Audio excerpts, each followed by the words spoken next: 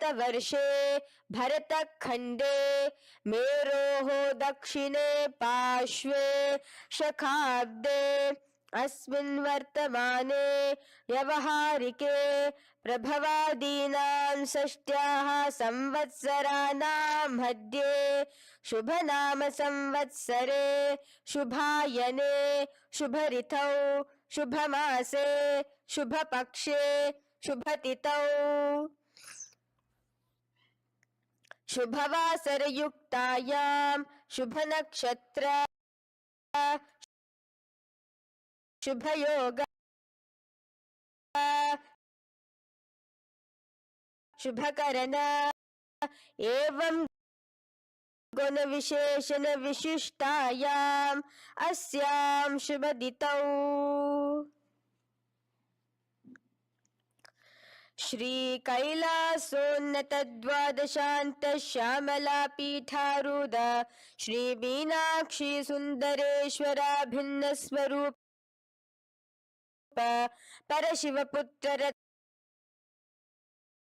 रत्नकुमार गुरुमन्य तुल्यावतार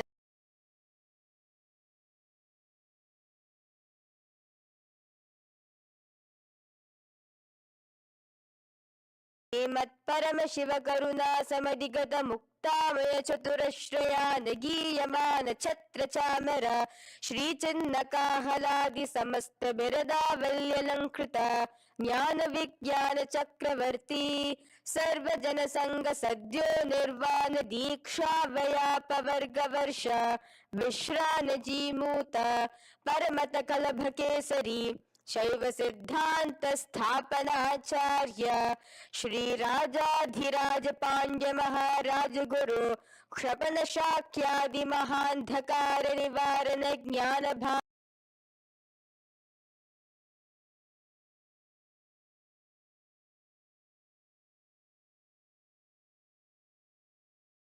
सर्वज्ञ पीठारूढ़ श्री जगद्गुरु श्री ज्ञान संबंध देशिक स्वामी वागीश सुंदर माणिक्य वाचक स्वामी नाम अवतार भूत श्री ज्ञान संबंध स्वामी पुनरुद्र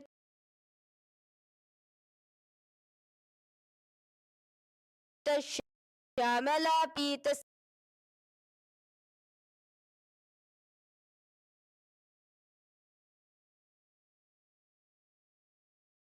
गुरु महासन्निधान कैलास परंपरागत कांची कैलास सर्वज्ञ पीठ त्रयष्टम शतोत्तर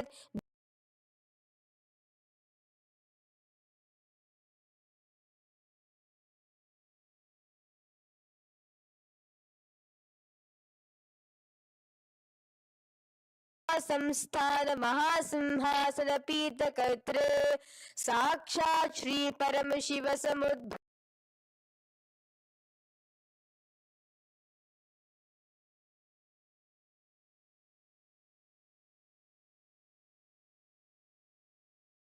आदि अनवच्छिन्न सार्वभौम चक्रवर्ती परंपरागता चतुष्षष्टि योगिनी मंडिता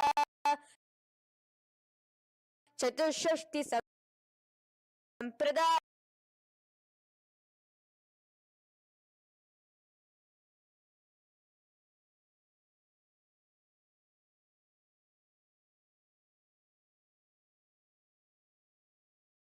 कपिल महागुरु पुनरुद्रत महानिर्वाणी पीठ अष्टोत्तर सहस्र श्री महामंडलेश्वर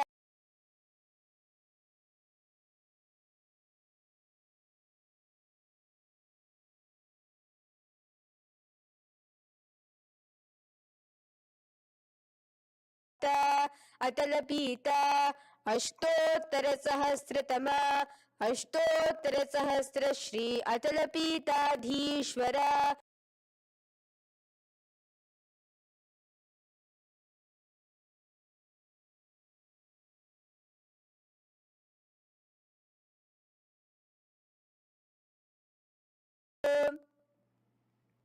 Shri Kailasa Punaruddharaka, Shri Kailasa Paramacharya, Shrimat Paramahamsa Parivrajaka Varya.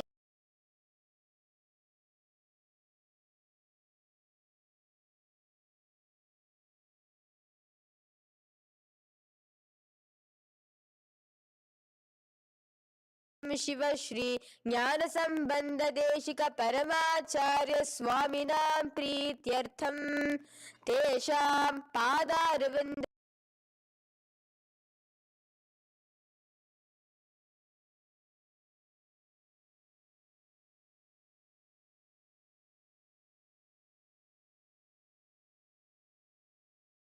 काम मोक्ष चतुर्विध फल पुरुषार्थ सिद्ध्यर्थं समस्त दुरितोपशान्त्यर्थं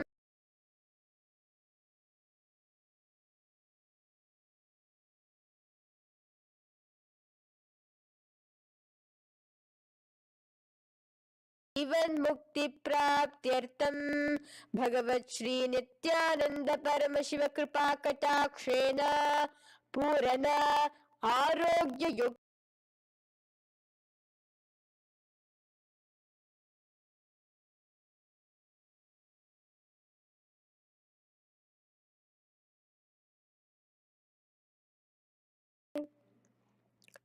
Now, wash your right hand with water from the Panchapatram. Om Apaupas.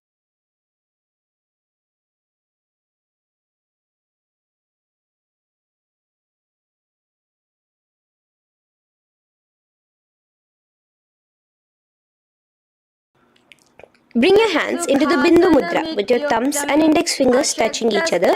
Place it on top of your knees. Here we have the Kumbhaka, the pranayama of Samana Kumbhaka.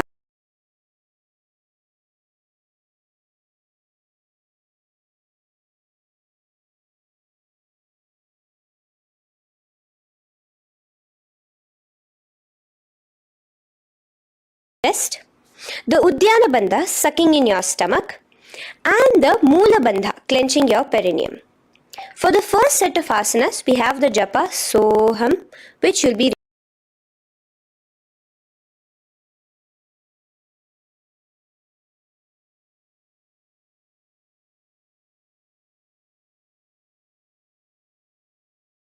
position. Bring both your feet to the opposite thighs.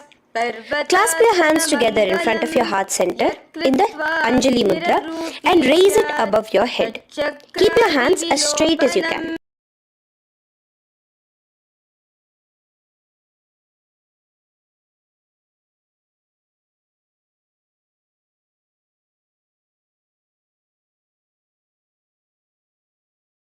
And the clenched perineum in Moola Bandha. Here, visualize yourself as Mount Kailash.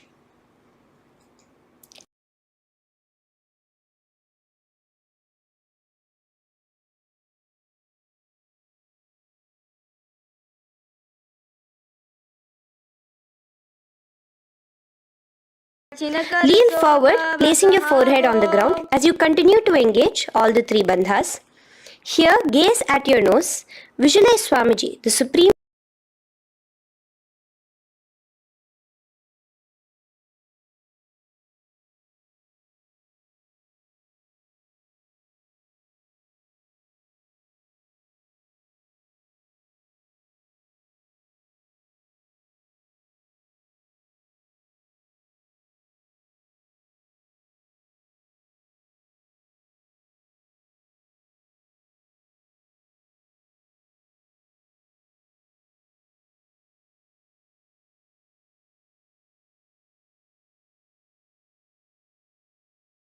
front of your body. Place them on the ground, cupping your hands, making a hollow in Nagi Pavasana.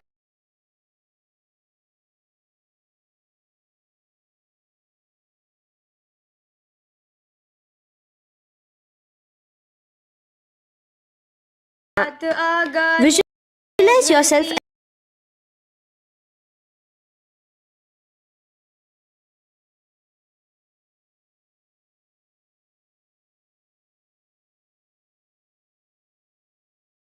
middle finger in the Prana Mudra.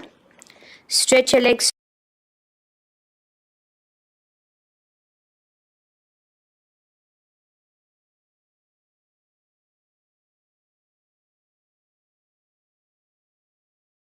and the Mahamudra Bandha.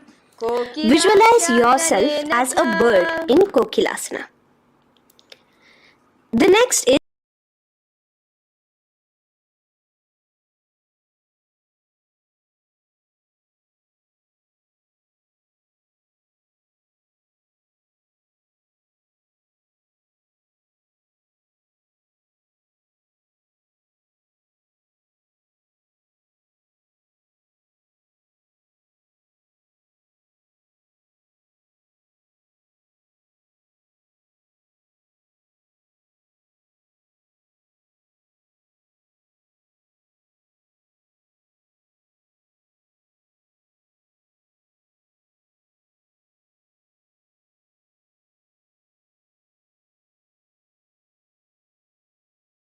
circular motion.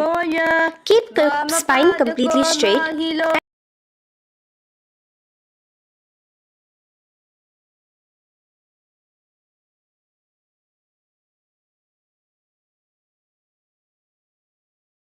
To the ground.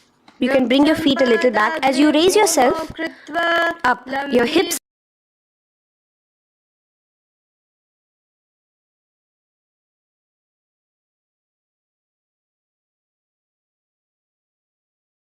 touching the perineum.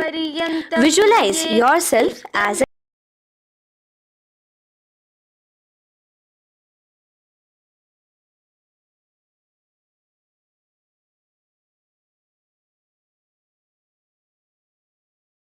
placing the heel of one foot onto the ground while lifting the other heel up. Repeat this again and again.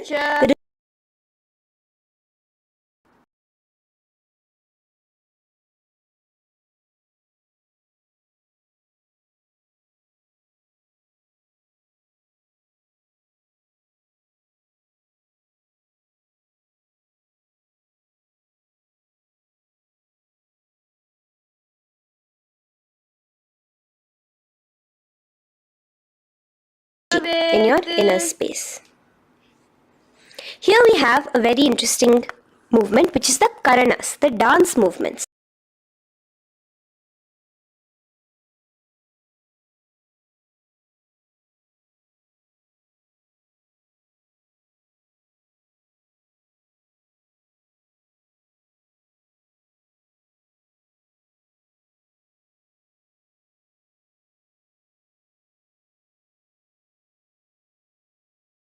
Raise it up, back across the body back to the original position. Simultaneously with the leg movement, follow it with your wrist.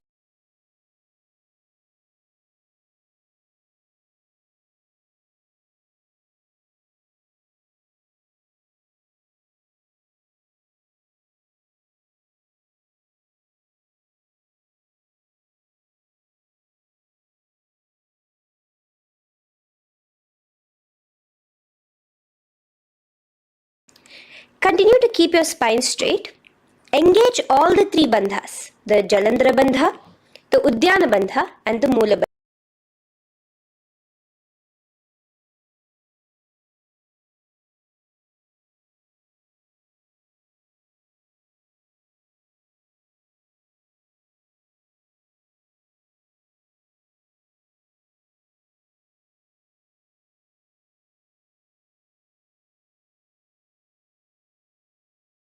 The three bandhas standing tall. Visualize Swamiji, the supreme pontiff of Hinduism, in your inner space.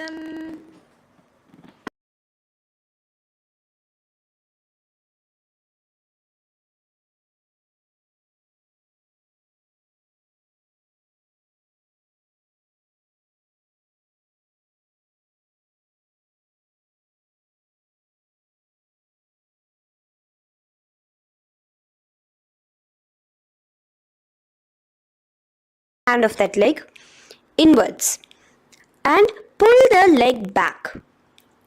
Extend the opposite hand forward with the index and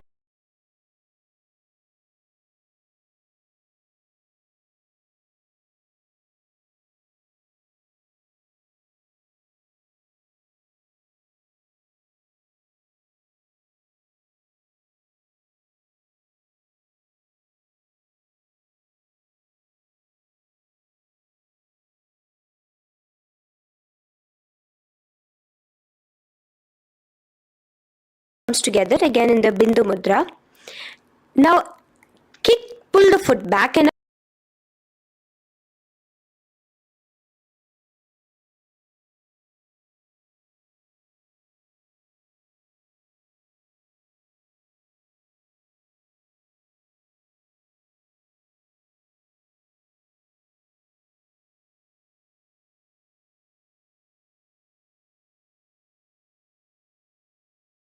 again, let's repeat Balalingasana on the other side with the other leg. Pull it up towards your chest with the hands in the Sarva Vashankari Mudra.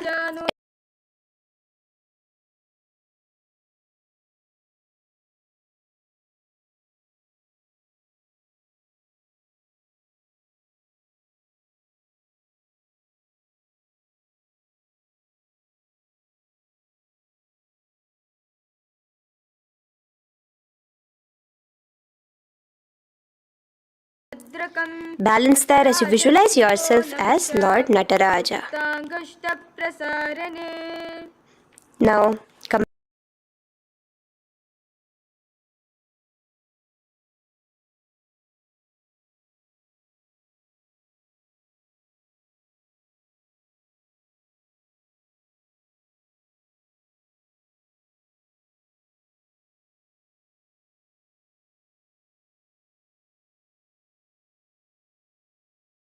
hand towards your chest, parallel to the ground again, and extend the right arm out and wide like a pendulum.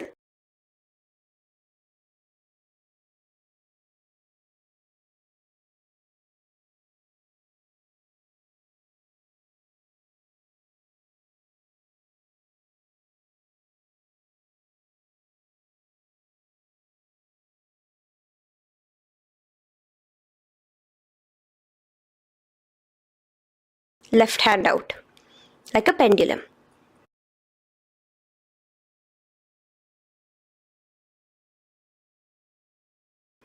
Bring it to your nose and cross.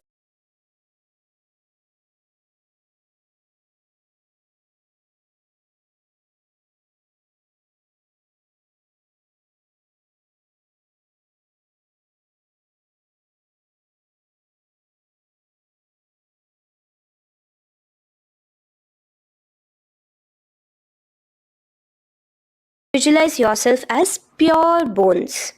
There are no muscles, no veins, no nerves, tissues, organs, nothing. Just bones, a skeleton form.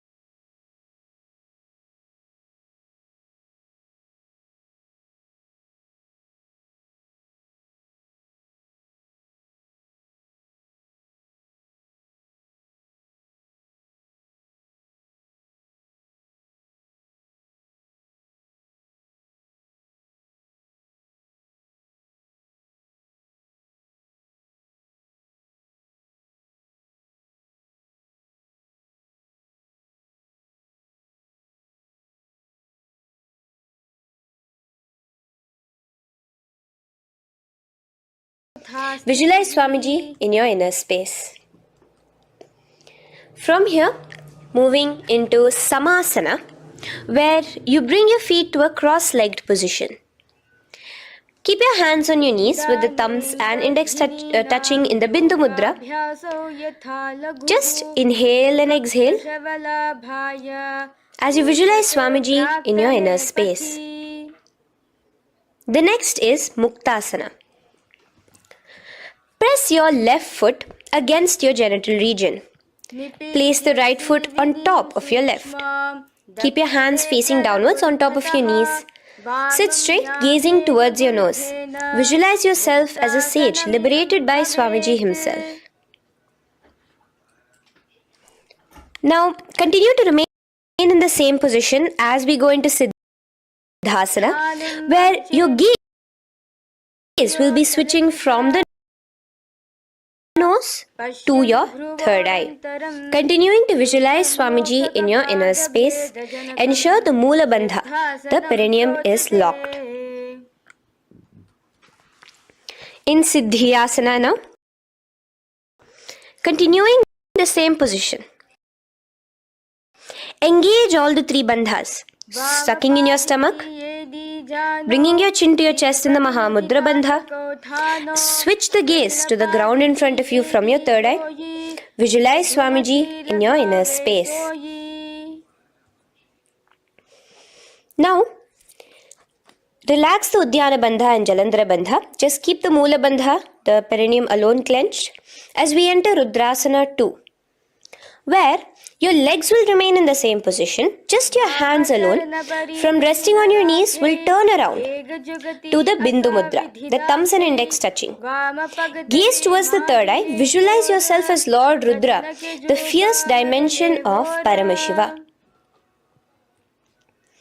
The next is Santadhunasana.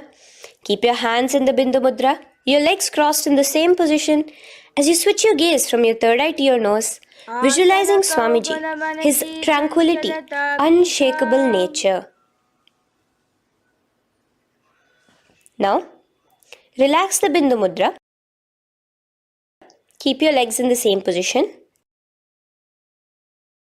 And bring your hands to your navel,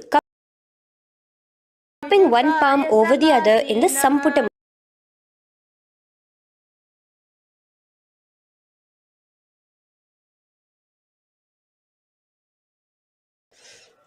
The next asana is Bandha Yoni Asana.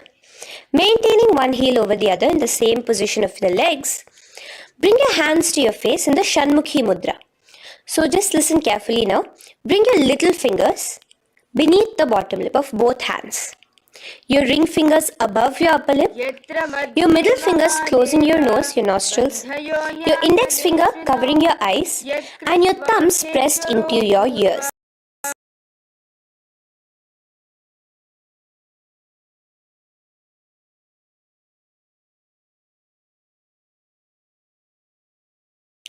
The next asana is Virasana.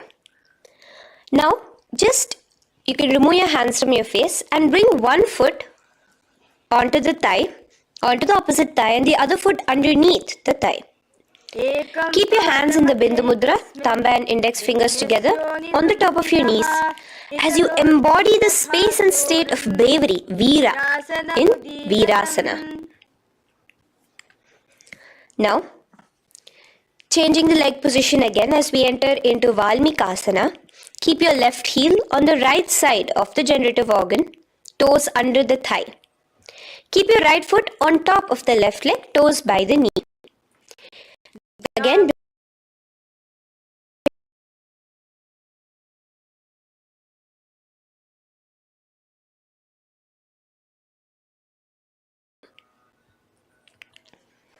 the next asana is Joni Mudrasana.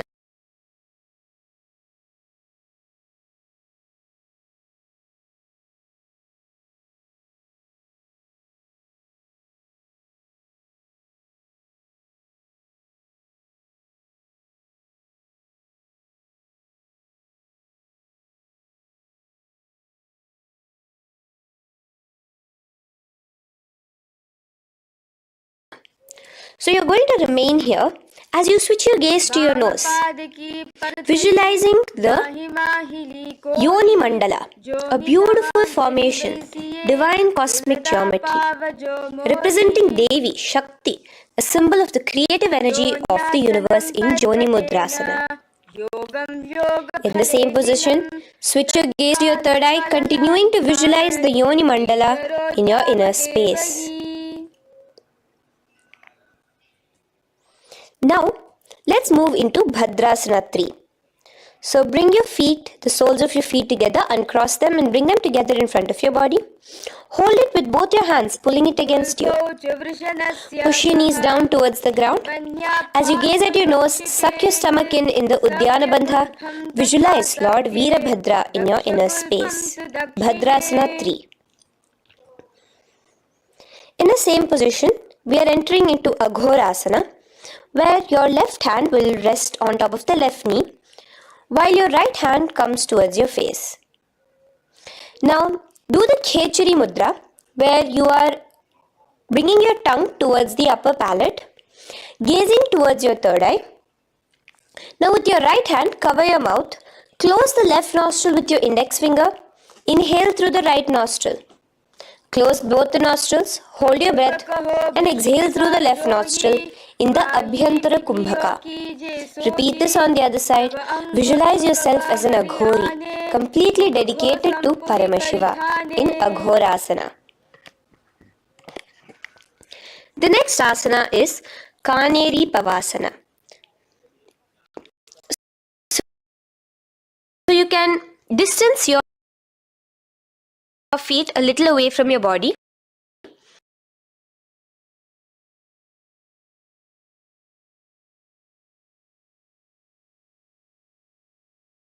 In Uddiyana Bandha. Here, continuing with the Rechaka Kumbhaka, where your exhalations are prolonged than your inhalations, visualizing yourself as a female elephant drinking water in Kaneri.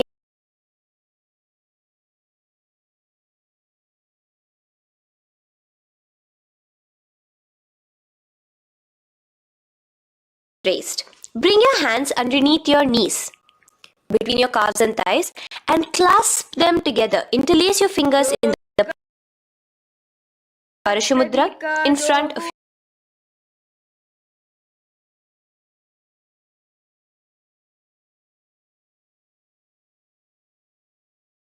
We'll be moving into is Gopi Chandasana. Now take your hands out from in between the feet as you let your feet rest on the ground. Take your hands out from underneath your calves.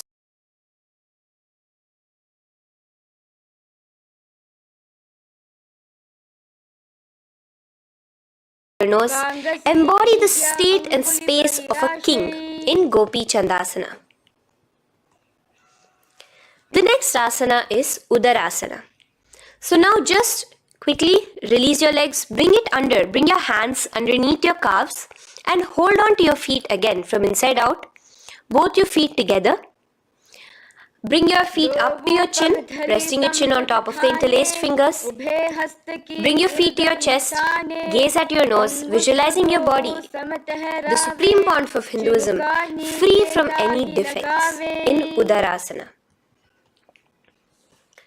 Now, in the same position, just lift your legs up towards your head. Let the top of your hands come towards the top of your head, your forehead. And this is Visheshtasana.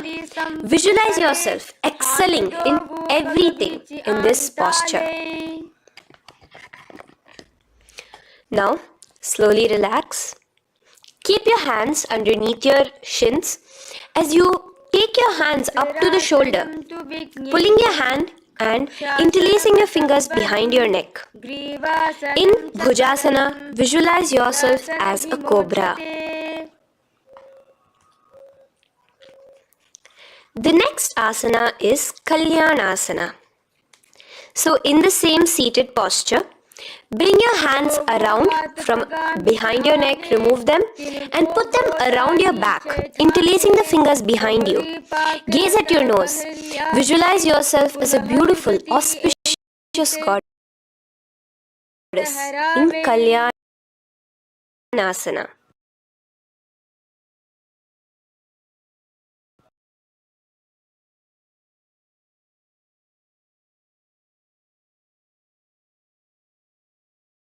yourself completely onto the ground. Place your left knee on the mat and the left foot flat.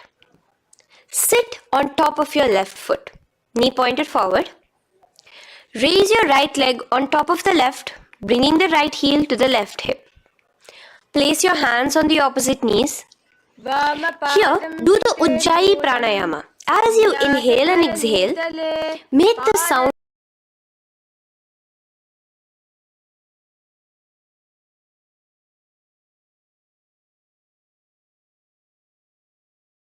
is Dhenukasana. Just in the same position, slide your left heel to the left hip. Keep your right knee on top of the left. Place both your hands on your right thigh. Visualize in your inner space as you suck your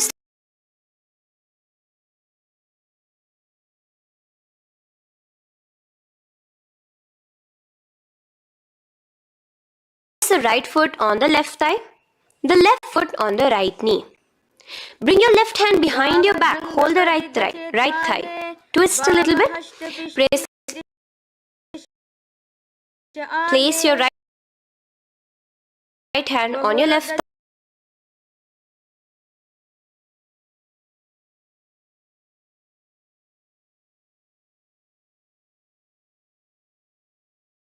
As you clasp the respective toes of both your feet with your hands, lean forward and down, bringing your forehead to the ground in front of your feet.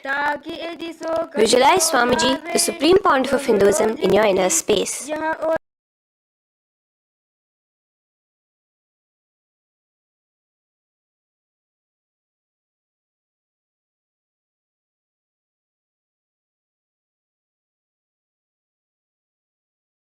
Topmost knee. Suck in your stomach in the Uddiyana Bandha. Clench your perineum in the Moola Bandha. Tuck your chin to your chest in the Jalandhara Bandha.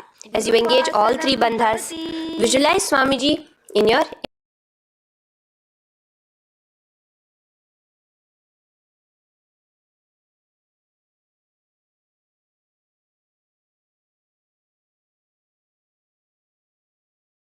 over. Visualizing yourself as a swan, remember to put your hands on the opposite knees. The next asana, Dhenukasana, repeating it on the other side. Slide your leg out, bring both your hands to the topmost knee.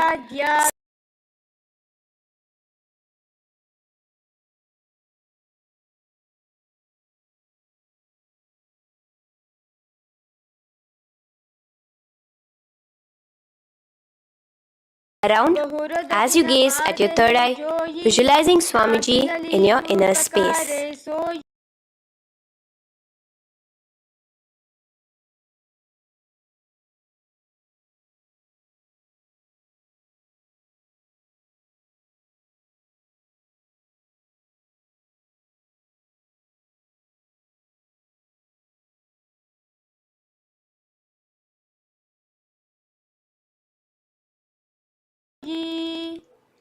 Untwist as we enter into Machandrasana 2 on the other side.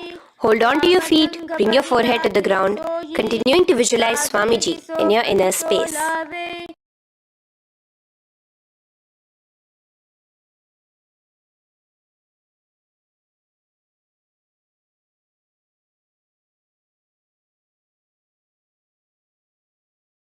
Swamiji, the supreme pontiff of Hinduism, as we do Guru Asana. Now, slowly uncross your feet and place them flat on the ground, knees towards the chest in Pashasana.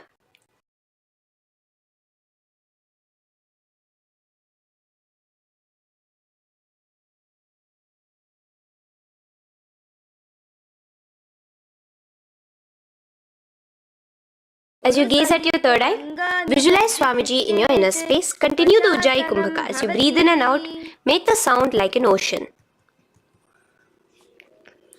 Now in the same position,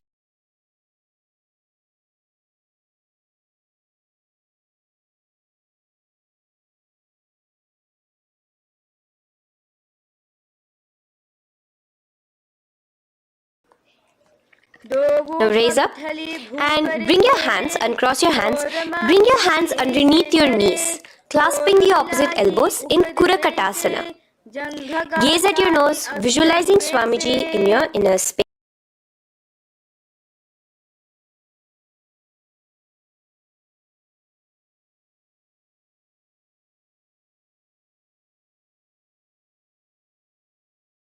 Gaze at the nose. Visualize the great sage and Maharishi Sumati in your inner space. The next asana is Dandasana. Extend your feet out.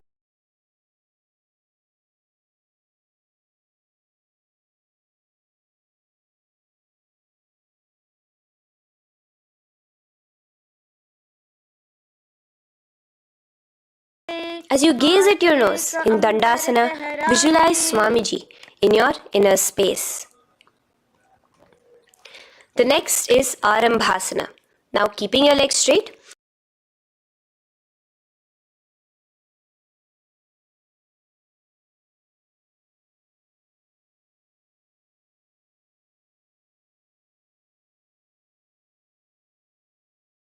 Nadi Shodhana Pranayama.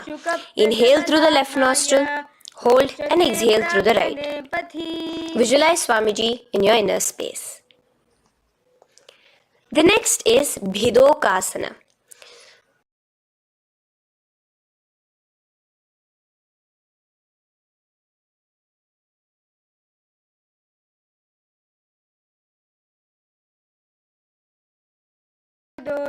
Bring your shoulders down, wrapping your hands around your legs.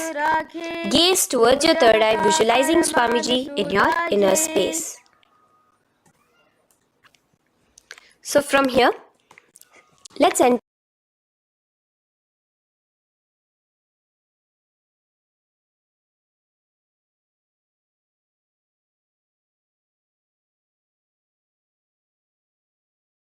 your head on top of your feet with the palms facing upwards on the ground. Gaze at your nose. Visualize Swamiji in your inner space. Now slowly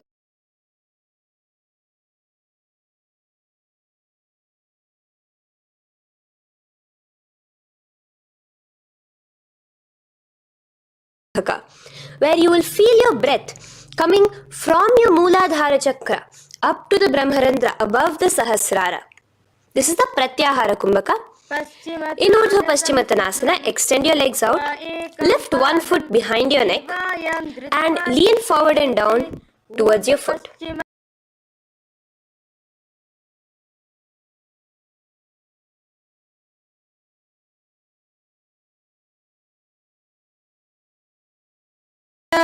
Hold the foot from the top with the opposite hand. Visualize yourself as infinite, endless, eternal. Gaze at your nose in Anantasana. Just now, in the same position, roll onto your elbow.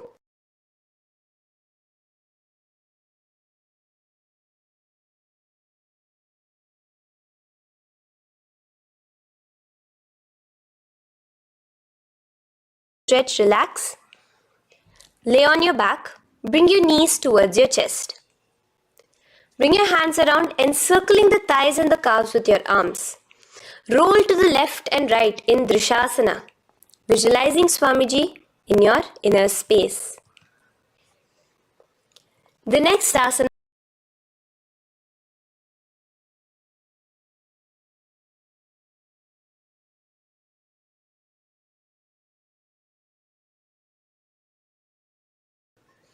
lean forward and down, clasping your foot.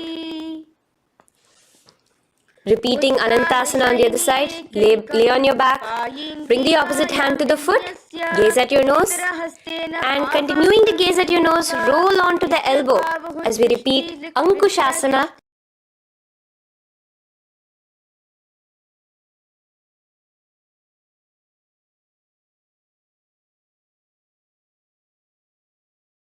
You bring the other leg too to cross behind your neck with both your legs behind your head.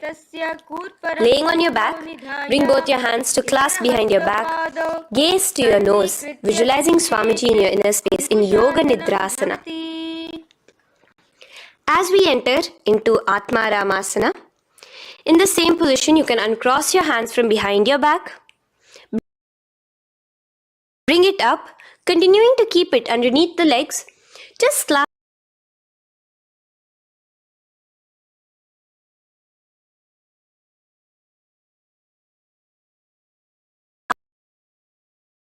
Atma Rama, Bhagavan Mahavishnu within you as your soul blessing you as you gaze at your nose in Atma Ramasana.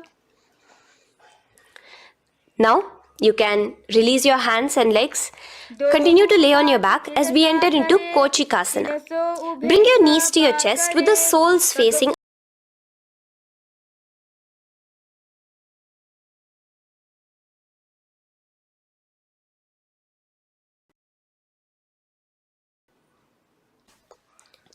Now, from Kochikasana, keep your arms reached out to the sides at shoulder level.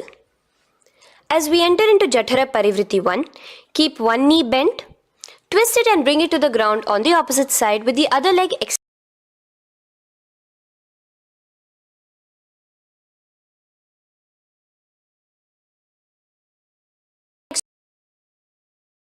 straight to one side. Throughout this, keep your head looking in the opposite direction. And let us repeat this on the other side. You can bring your knees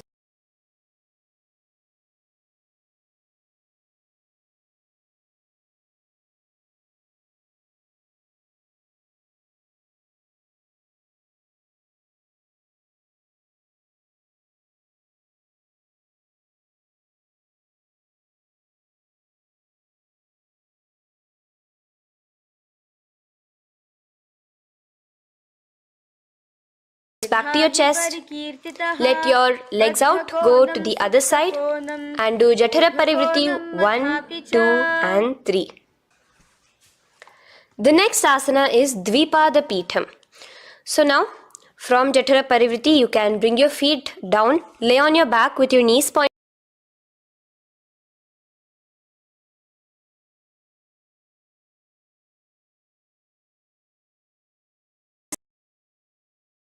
You raise your hips up, gaze at your nose, visualizing yourself as a bridge in Dvipada Pitham.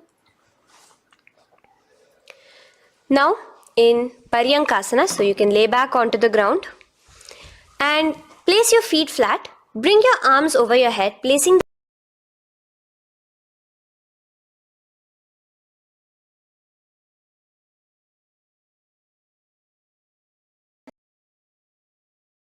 as sturdy as stone furniture. Lay back down slowly as you bring your hands out.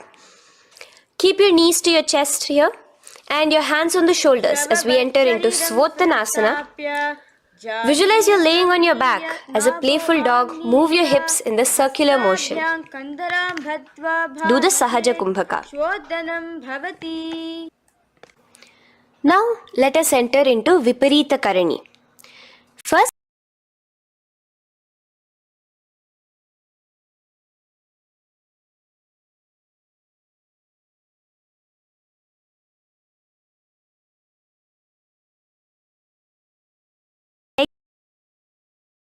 legs straight above you, extended. Move your legs around and around in Viparita Karani. Automatically the Jalandhara Bandha is engaged. Breathing during the Jalandhara Bandha is the Murcha Kumbhaka. Visualize Swamiji in your inner space.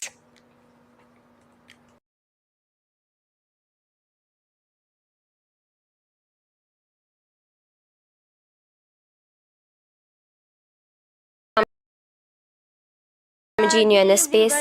Now, as we enter into Langalasana, just let your feet from the top rest onto the ground above your head. Interlace your fingers in the Parashu Mudra behind your body. Visualize yourself as a plow in Langalasana, continuing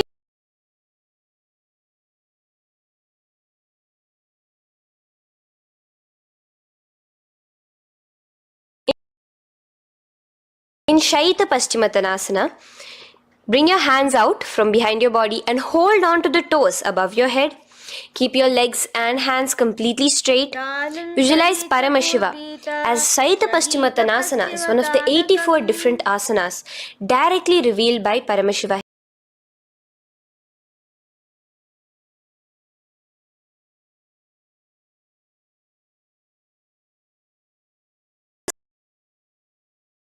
Now, spread your feet wide apart from each other in Supta Konasana. Visualize Swamiji in your inner space.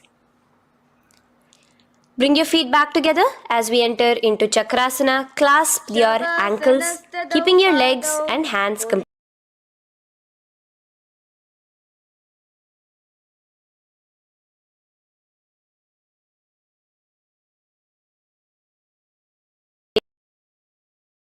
raised up in Supta Prasarita Padangushtasana.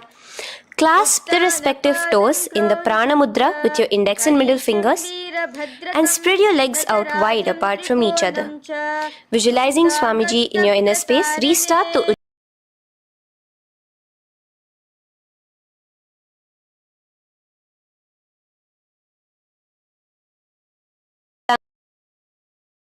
Angushtasana in the same position, continuing to visualize Swamiji in your inner space.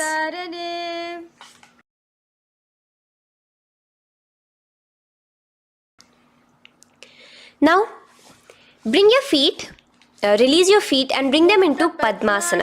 As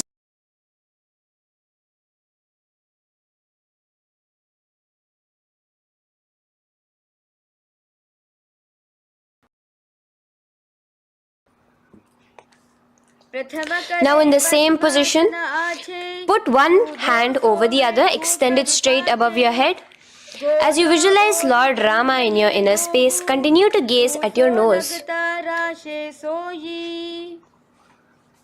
Now, slowly bring your hands to your hips.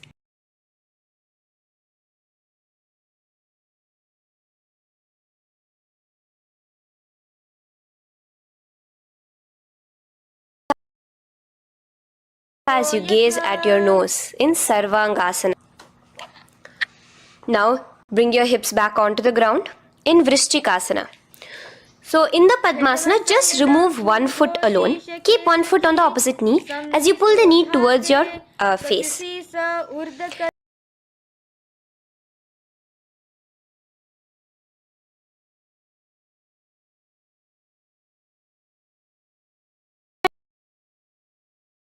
Into the chest. Now just switch your legs around as we repeat Vrishchikasana on the other side. Continuing to visualize yourself as a scorpion, gaze at your third eye.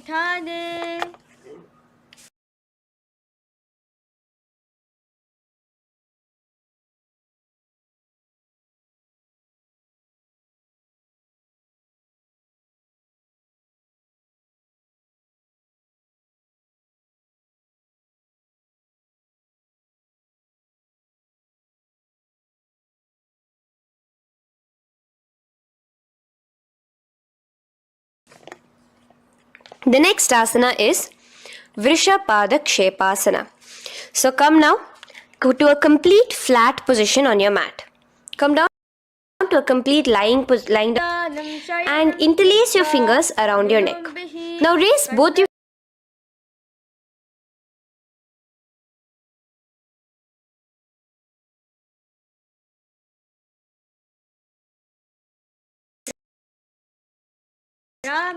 visualize Swamiji in your inner space. Breathe in and out in the Sahaja. From Vrishapada Kshepasana, now lay flat onto the ground with your hands by your side as we enter into Marottanasana, where you will be lifting your legs one by one, touching the ears.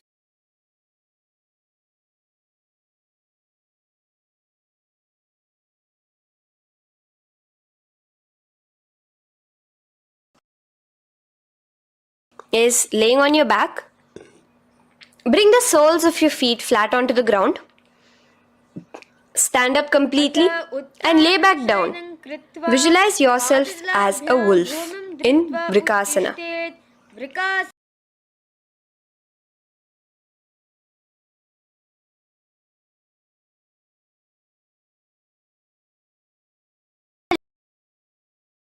legs above your head as you roll over completely, finishing in a prone position. Do this a couple of times. Come forward, roll over. Come forward and roll over again. Visualize Swamiji, the supreme pontiff of Hindu.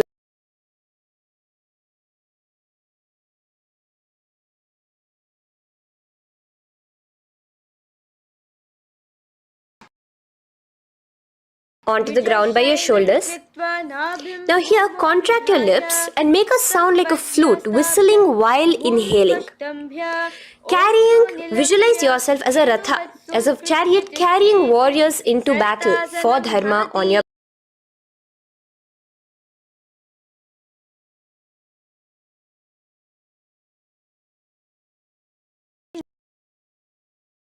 and bring yourself to a plank position. Jump your leg forward and back between your arms, visualizing Swamiji in your inner space. Jump forward now.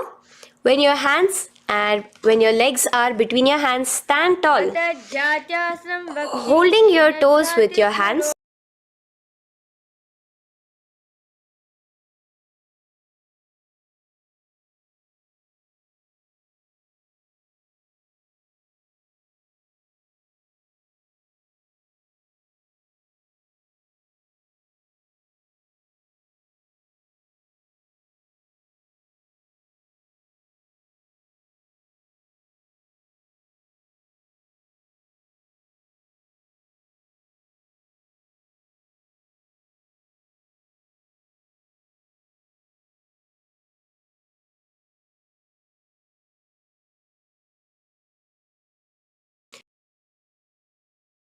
So, keep your knees bent, feet pointing outwards again in the Aramandi position.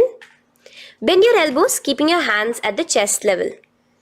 Now, swiftly move your arms across the body, bringing it back to the center and tilt your head back. Opening your chest up towards the sky, move your head in all the directions. Now, stand back straight as we enter into Sarpasana. So stand erect like a rod with your arms by your side, hands touching the thighs.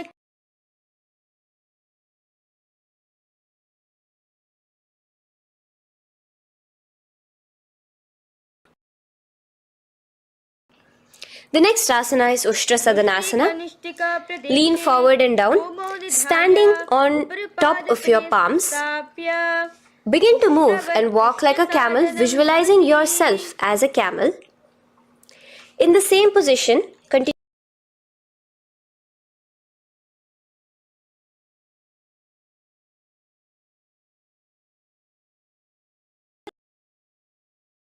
tall as we enter into Kapotanitakasana. Interlace your fingers behind the back, pulling them down towards your calves. Open up your chest. Keep your hands in the Parashamudra. Visualize yourself as a soaring bird diving down in Kapotanitakasana.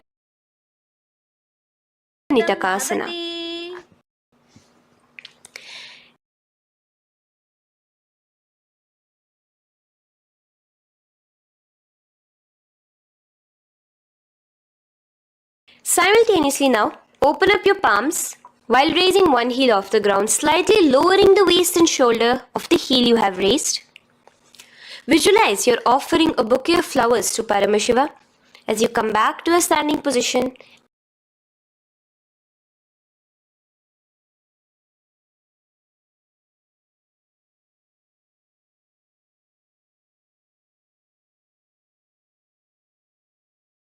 And bring your hands together in the Namaskara Mudra. Slightly lean forward. Visualize yourself as a rhinoceros. Your hand is the horn as you gaze at your nose in Khadgasana.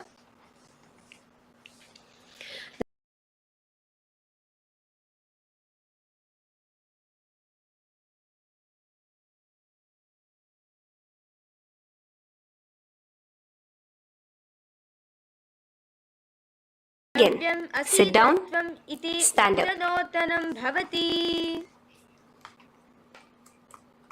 As you gaze at your nose throughout this.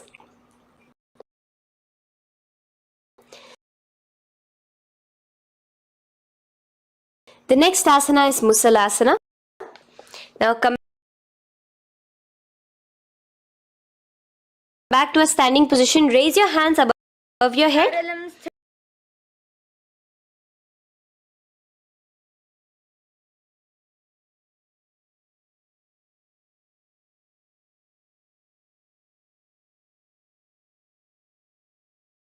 Of one foot towards your belly. Now, with the other leg, sit down and stand up. Release the leg, pick the other leg up, pull it towards your belly, sit down and stand up in Uchir Shaka. As you visualize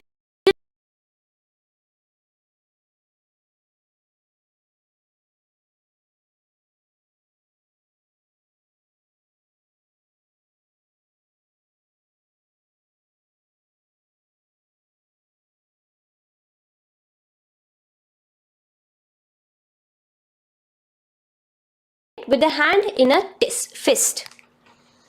Let the other hand hang down on the thigh, wrist twisted, fingers pointing inwards. This is the Parshvajanukarana. Now slowly release.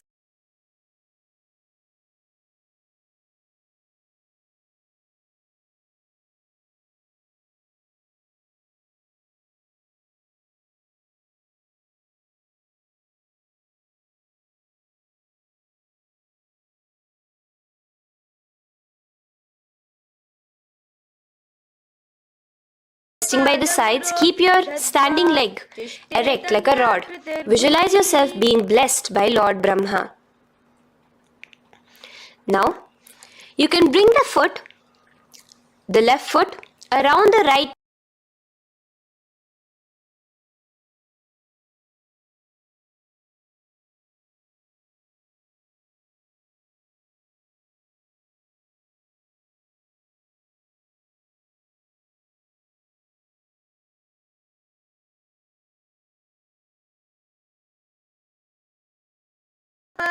coming to a standing position. On the right leg, bring your left foot to the opposite thigh with your hands relaxed by the knees. Now take a hold of the raised foot with your hand in the Prana Mudra. Stretch your leg.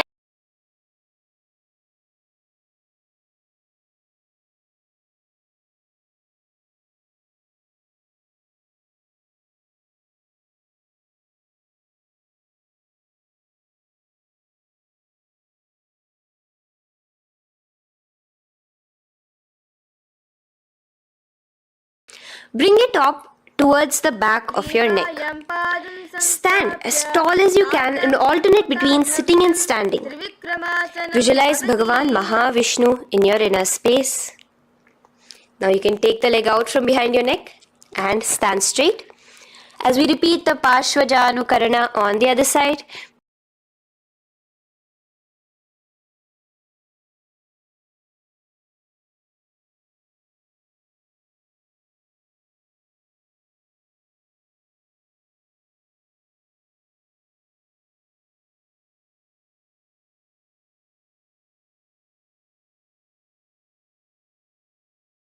like a rod.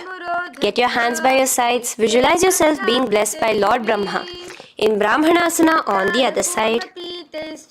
Move into Garudasana 3 on the other side as you rotate your leg over, your hand under. Visualize yourself as Lord Garuda.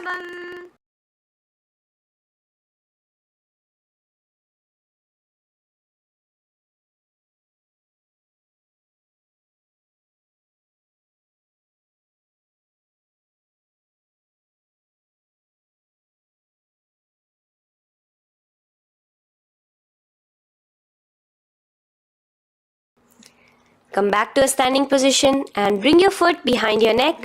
In Trivikramasana, sit and stand. Visualize Vishnu, Bhagavan Mahavishnu in your inner space. Now, stand tall as we do the Samanakha Karana.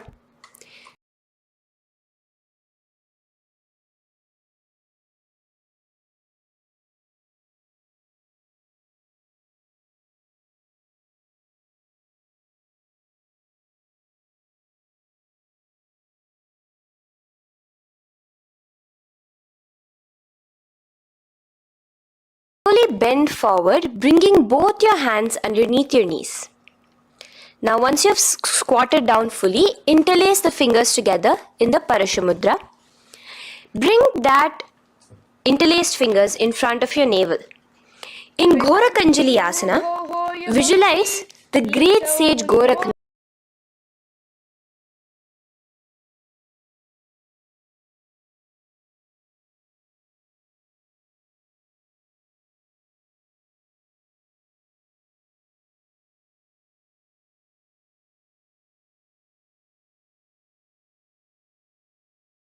from your navel, and now bring your hands from the opposite side inward.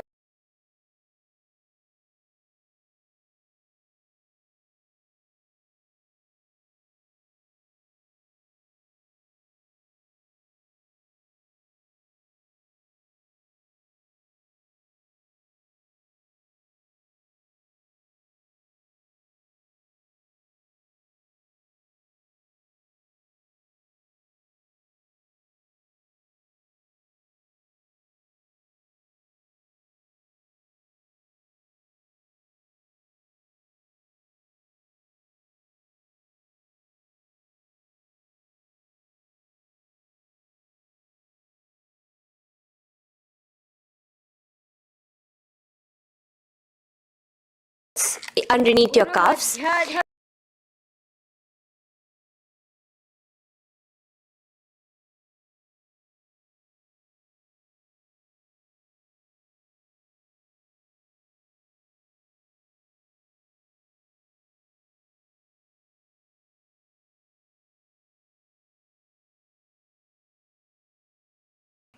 Keep your feet and knees together, and in a squatting position, bring your hands behind your back, clasping them together, remaining in the Paramashivoham.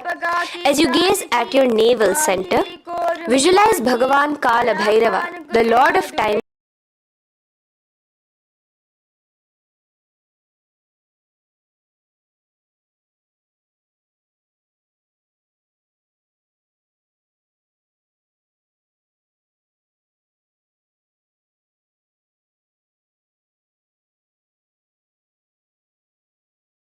the Varaha Avatara of Mahavishnu, gazing at your nose.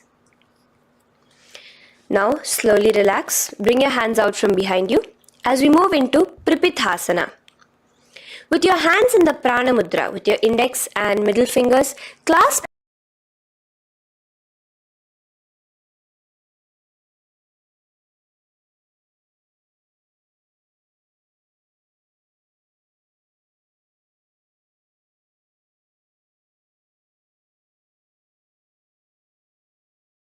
and place your palms flat on the ground in front of you with the fingers wide for balance. We're going to be balancing here in Bakasana. Place your knees on the back of your arms. Focus your eyes on one spot as you raise your feet off the ground, balancing here.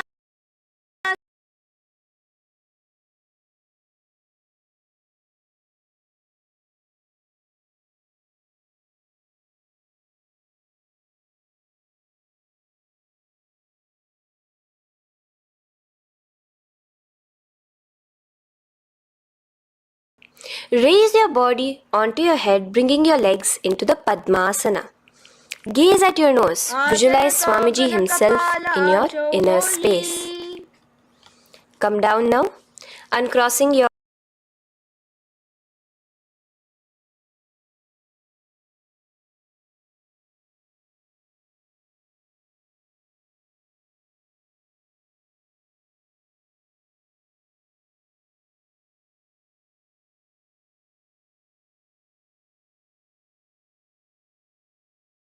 and your Guru, Swamiji himself.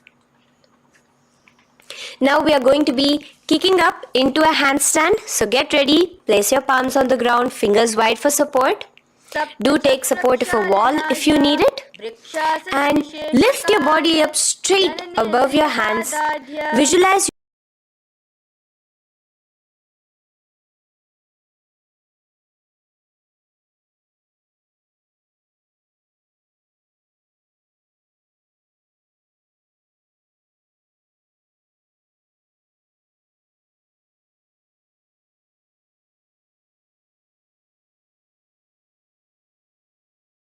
body towards the ground and push yourself up again. In Matsyasana 2, go down and come up. Visualize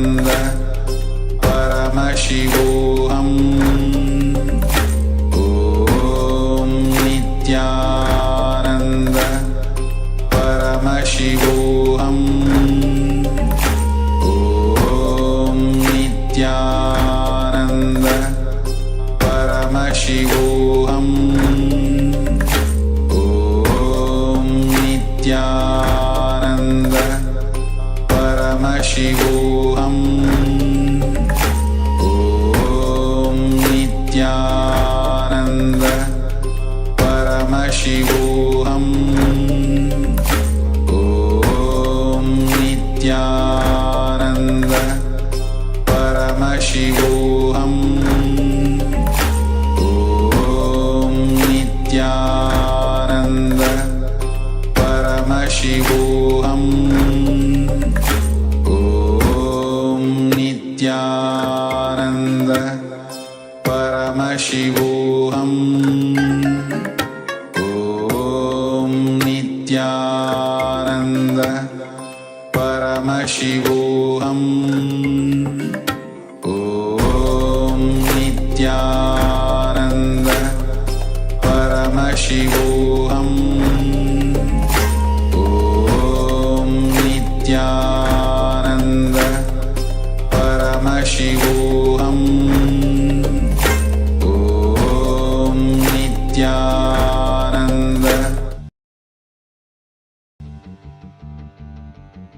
When 292nd Guru Mahasannidhanam himself came to Karnataka Desa and invited me, please come and become the Madurai Adinam.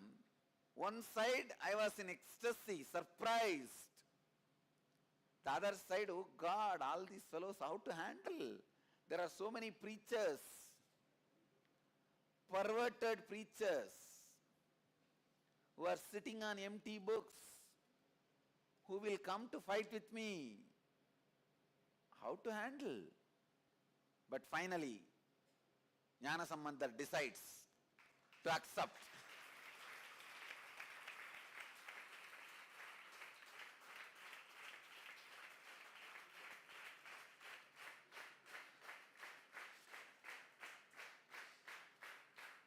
The moment, see, from this word, I'll describe only Jnana Sambandar's story, but you understand. The moment Jnana Sambandar accepted the invitation in the other country, these priests have started shivering, literally shattered. They are preparing for the protests. The meeting is going on.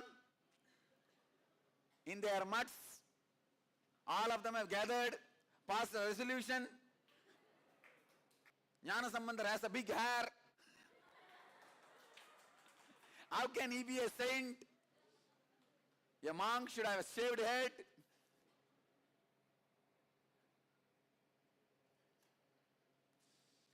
All these great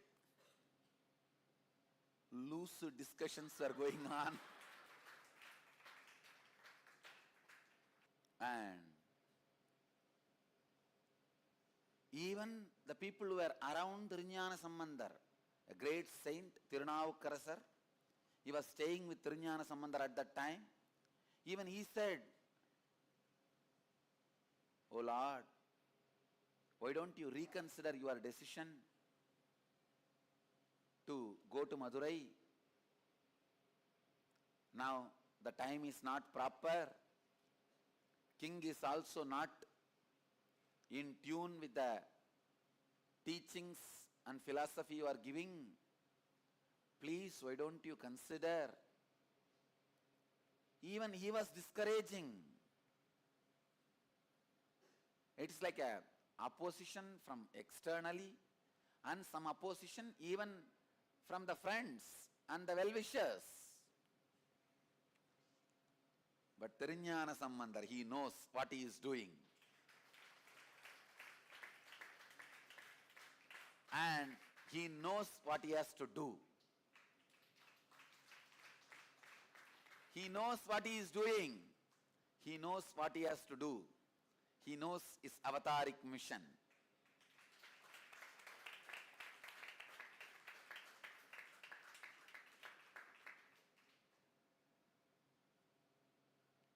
He says, "I am coming." And he remembers Shiva and all the 9 planets, Navagrahas, sings the beautiful verses on them, asking for their divine protection and Shiva's grace. It's called Kolaru Padigam. These verses are beautiful verses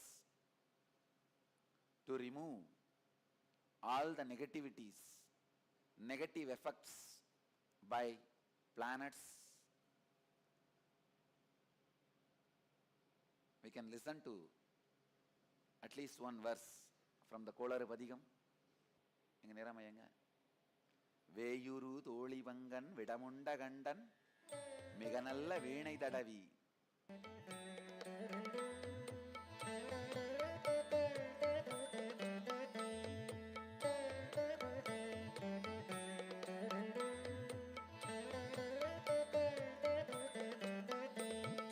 வேயுறு தோழி பங்கன் விடம் உண்டு கண்டன் மிக நல்ல வீணை தடவே மாசரு திங்கை கங்கை முடிமேல் அணிந்து என் உளமே புகுந்த அதனால் ஞாயிறு திங்கள் செவ்வாய் புதன் வியாழன் வெள்ளி சனி பாம்பிரண்டும் உடனே ஆசரு நல்ல நல்ல அவை நல்ல நல்ல அடியாரவர்க்கு மிகவே அடியாரவர். The meaning, beautiful meaning, let me translate for you guys. He says, Shiva, who has Devi as part of himself, who has swallowed collective negativity, the alagala poison. He has swallowed even the whole collective negativity alagala poison. That great being, Shiva, Mahadeva, who has destroyed all negativities, when he is sitting in my heart, in my being, how can this 9 planets small negativity can hurt me? They will do only good to all the devotees of Shiva.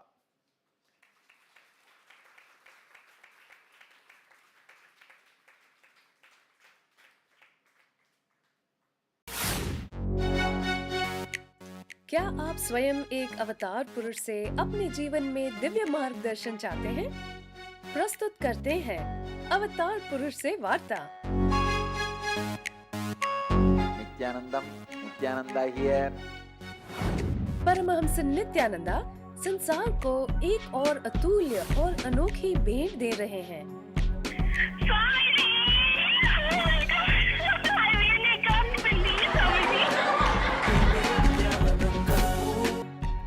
You got practically everything and too much for a phone call. अब वो live किसी के भी प्रश्नों का उत्तर स्वयं देंगे। That's great. No, you ask anything you want in your life. Ask me any boon you want. 8 से प्रारंभ। कुछ सौभाग्यशाली लोग जो 080 2727 9999 पर फोन करेंगे, वो स्वयं स्वामी जी से बात कर सकते हैं। लाइव देखें NTV पर ntv.nityananda.org। He declares the power of feeling connection, the devotion. Understand? Feeling connection is the ultimate technique. You don't need any other solution, method to get out of any problem. Problems of planets, disease, negativity, black magic, anything. Jnana Sambandar knows that one feeling connection is enough. He says beautifully, Veyuru tholi vangan vidamunda gandan மிக நல்ல வீணை தடவி மாசரு திங்கள் கங்கை முடிமேல் அணிந்தென் உளமே புகுந்த அதனால் ஞாயிறு திங்கள் செவ்வாய் வியாழன் வெள்ளி சனிபாம்பிரண்டுமுடனே ஆசரு நல்ல நல்ல அவை நல்ல நல்ல அடியார் அவர்க்கு மிகவே. Sadhinams have told, I don't know Shaivism.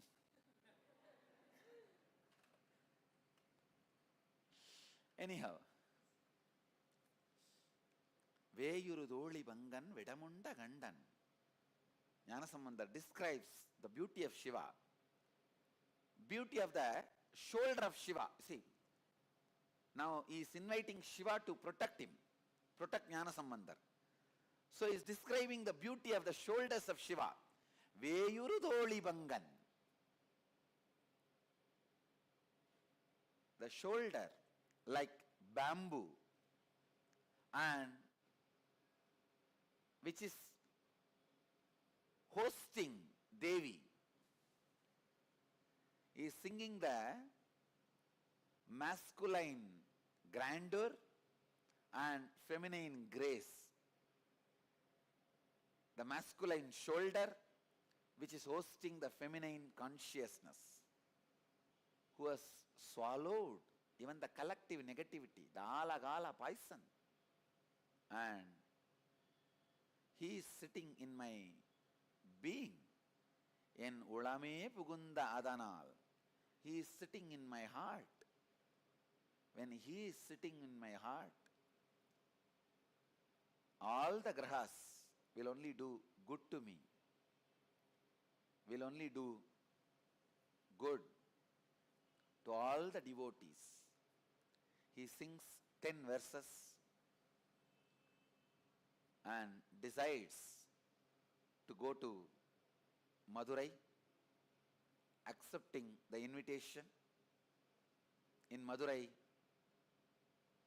he was received in a grand way by the Queen Mangayarkarasi. Now starts all the fight.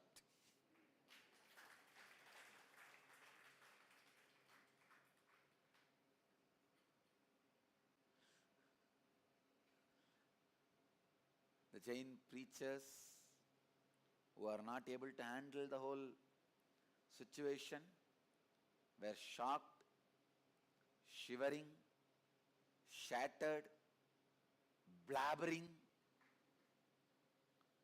They don't even know what they are saying. Just blabbering. What happened further? Wait till tomorrow. Today and tomorrow, whole day, I am going to give satsangs. You don't even need to wait till tomorrow. Maybe after 1 hour, we will have next session. Today and tomorrow, I will completely give the history and philosophy of Madhurayadinam. So maybe after 1 hour break, 10 o'clock, we will have next session. Whenever our 292nd Guru Maha Sannidhanam has time, he will also come and address all of you. So devotees from all over the world, please tune into Nityananda TV today and tomorrow whole day to listen to the live story of Madhurayadinam's first revival from second reviver.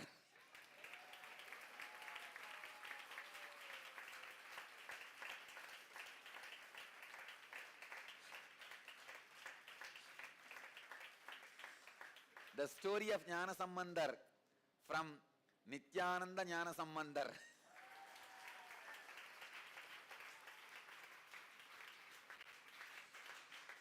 Today and tomorrow, I'll share this story in my own inimitable style of layer and layer and layer of meanings.